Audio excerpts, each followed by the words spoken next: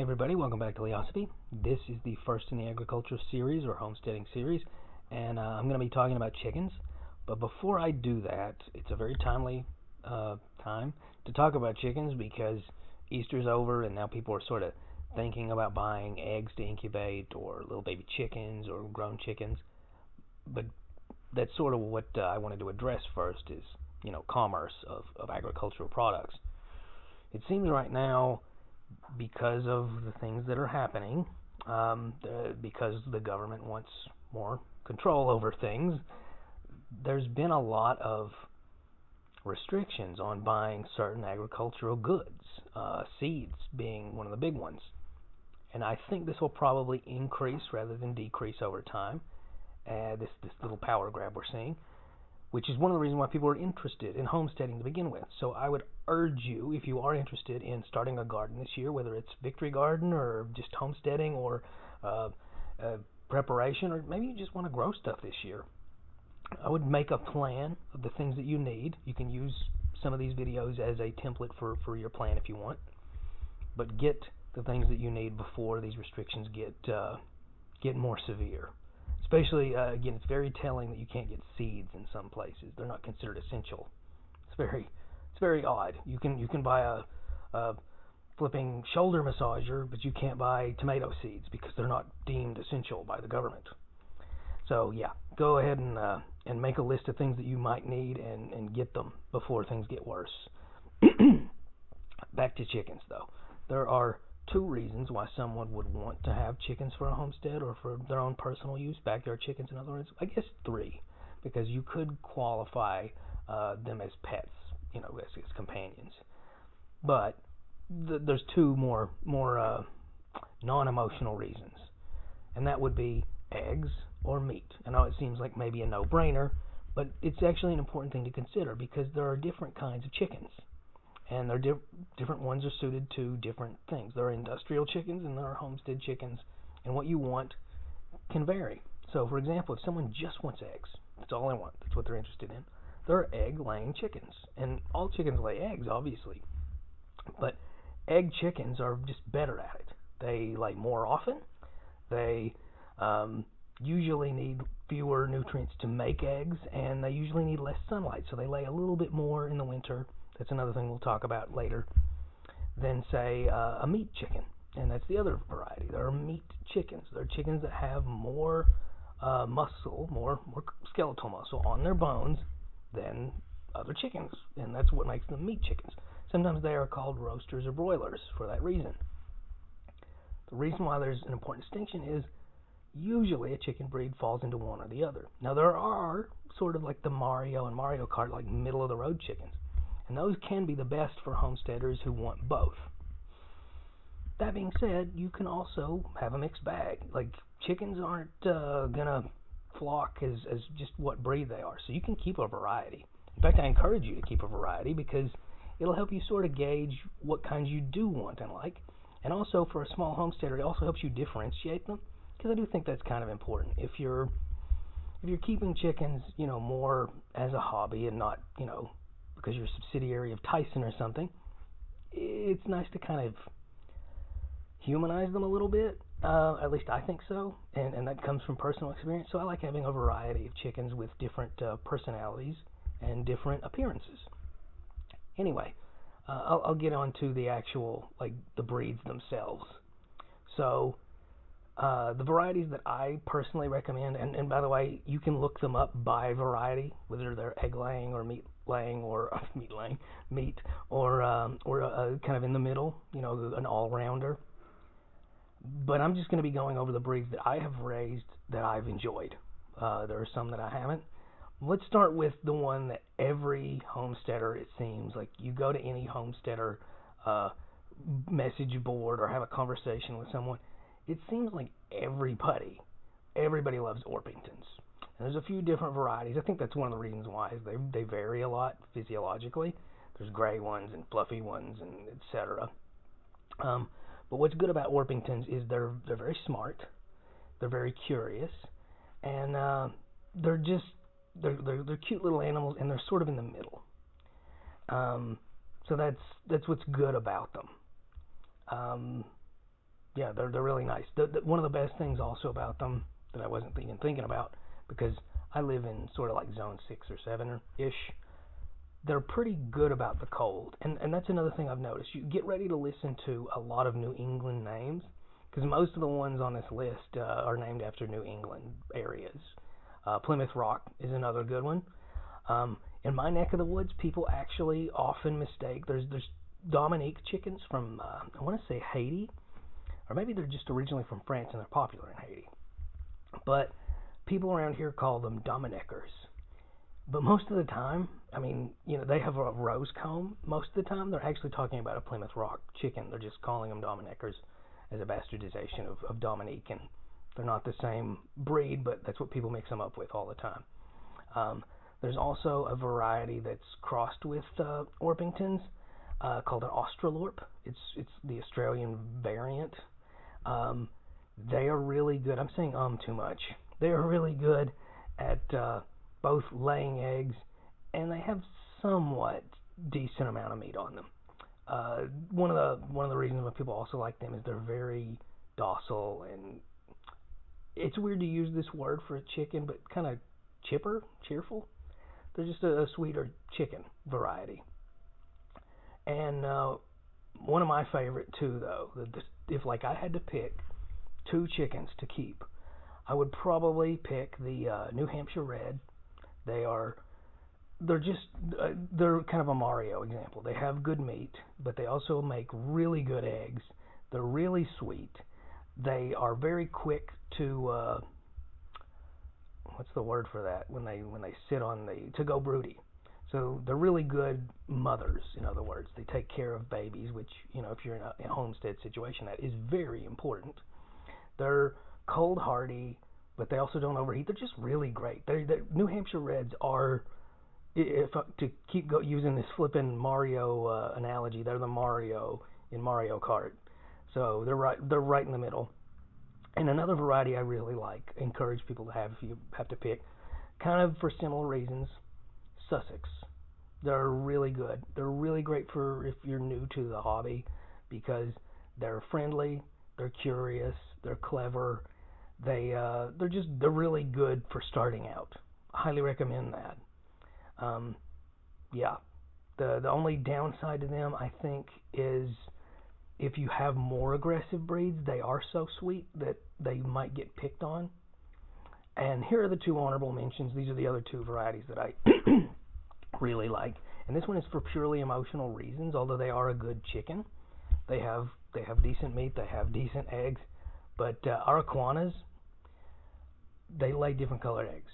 And I love that about them. That's seriously why. I actually had a Sussex, I had an Araquana, and she produced a Sussex Araquana half-breed. And so the Araquana, would lay these beautiful blue eggs, and her daughter, who was half Araquana, would lay these seafoam green eggs. And it was just really nice, and I loved that about them. Lastly, another honorable mention, also a great dual purpose, that's the word I was looking for, good for meat and eggs, is the Wyandotte. Wyandottes are beautiful for starters. They look really unique. They have this marbled plumage. There's silver and gold. I've actually only kept gold Wyandottes or red Wyandottes, but they have good eggs. They have good meat, and they're just really nice to have. Now, the last thing I'm going to bring up regarding chicken breeds is there are exotic, unique. I think silkies are great. If you want a pet chicken, get a silkie. If you have poor broody chickens, get a silkie, and they're just super maternal. Silkies will raise the other chicken's eggs. But in terms of actually making proper use of like eggs and meat, not so much. And there's a whole bunch of other varieties. There's the all black variety from like Southeast Asia. There's that Phoenix variety from Japan. They look really cool. And if you're into that as like a hobby, go for it. But if you're into the practicalities of keeping them, stick with the breeds that I've mentioned, or do your own research and come up with what you want. And like I said, it doesn't hurt. Chickens are extremely cheap. Buy a variety and see what you like best out of their behavior. Just be careful about getting certain more aggressive breeds. And that brings me to the last thing. Unless you're breeding like purebred chickens and you just want a very specific variety for everything, in which case, like I said, go with the reds. It probably pays to have a different rooster. Me, for example, I've never had a Leghorn chicken. I've had Leghorn half-breeds for this reason. I had a Leghorn rooster, and he was the best rooster I ever had. Ever. Named him Brewster. He was like a pet. Massive, massive animal. And the best thing about him, this is why I bring it up, is that the chickens were much smaller than him, and he kept them safe from predators. Hawks, skunks, possums, minks. That's the other thing you got to bear in mind. Chickens are at the bottom of the food chain. Everything seems to eat them. Even rats will eat little chicks. They'll just drag them off, and snakes. So, get used to the fact that there will be casualties, almost certainly. And the way you can decrease these casualties is twofold. One, have a nice coop set up, and I'm not going to go into excruciating detail about that because it's one of those things where unfortunately you really have to do your own research. But get a nice coop. Chickens, this is the best thing about them. They go up on their own. If you have little nest boxes in the coop, that's where they will sit, and that's where they will lay their eggs. And if they go broody in the spring, which means that they just keep sitting on eggs, and they won't get up from them, and they're deliberately trying to hatch them, then they're just going to stay there. That's what they're going to see as home. So even if you let them run around over a wide span of outdoor area, they're going to go back at night when the sun goes down. They're going to go back up, and all you have to do is close that door and latch it shut, and now they're safe, right? It's great.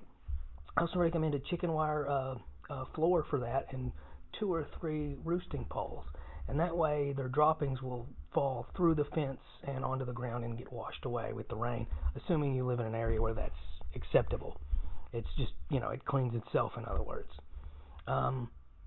Let's see, what else? Other ways to keep them safe. If you really run into problems with predators, especially hawks, you might actually want to make a chicken run for them. So, like a little outdoor fenced in, including a ceiling fence where they can go out, they can graze, eat bugs and grass and flowers, etc., without fear of getting picked off by a hawk.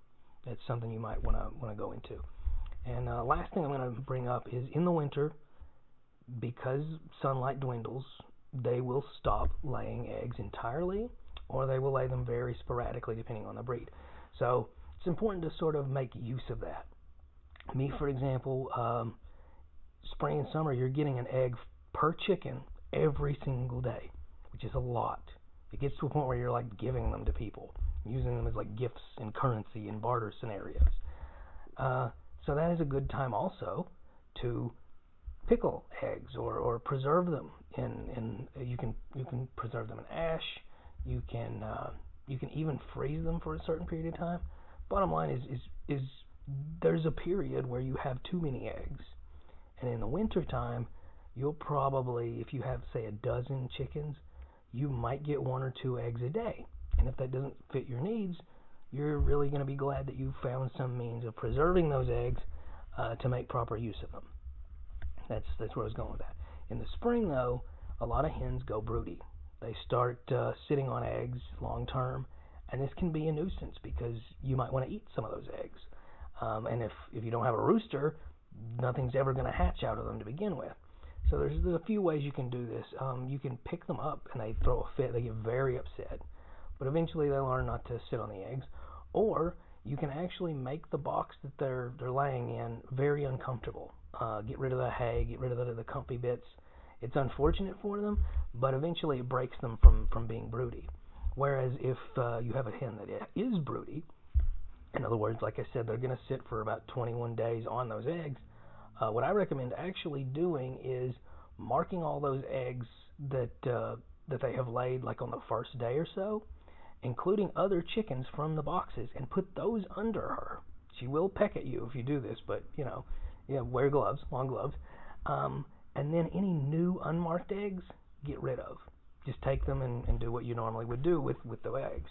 And the reason why I recommend this is, assuming, of course, they're all fertilized, like I said, is because they'll just keep accumulating eggs, and when on the 21st day, when they do hatch, this is assuming also you don't incubate them yourself, what you're going to have is like 30 plus eggs under them, none of which you can eat, and of which maybe 5 or 6 will hatch, maybe. Again, it goes back to that expression, don't count your chickens before they hatch. So it's a big waste if you just let nature take its course. It's not very efficient for you. So if you mark a certain number, however many chickens you knock on wood want, it'll be less than that, but still. And then you take every subsequent egg after that. That way they're not going bad. They're not getting hot and developing or rotting under the chicken, because that does absolutely happen. And even worse, once they go out of being broody, if they do have some that were fertilized under them that are 2 weeks along and now they're done because they've got all the chicks they want, well, then those little embryos are gonna just die. So it's something to consider. And if too many go broody at once, that's also a reason to make it uncomfortable for them, because chances are you don't want 50 new baby chickens that year and no eggs for a 3-week plus period. So those are the little things that you can do. As for feeding them, cracked corn, chicken feed, and in my opinion, the absolute best thing, it will make the eggs delicious and it will lead to happy chickens, and happy chickens have good eggs. Let them eat whatever's around. This is assuming you can. If you have enough land to do this and you don't need much, just letting them eat bugs and vegetation on their own, in areas where there's not a bunch of pesticides poured out, you will have really happy, healthy chickens. You will have very active, vocal, social chickens that are just really delightful to watch. And best of all, you will have wonderful eggs. I mean, I can't even buy grocery eggs. I can't. It's like eating styrofoam. I don't understand. The flavor is not there. It's so minimal compared to what happens when you let them run around and chase June bugs. So yeah, that's all I've got right now. Like, share, subscribe, keep asking questions. Next time I'm going to be talking about starting a garden. Bye.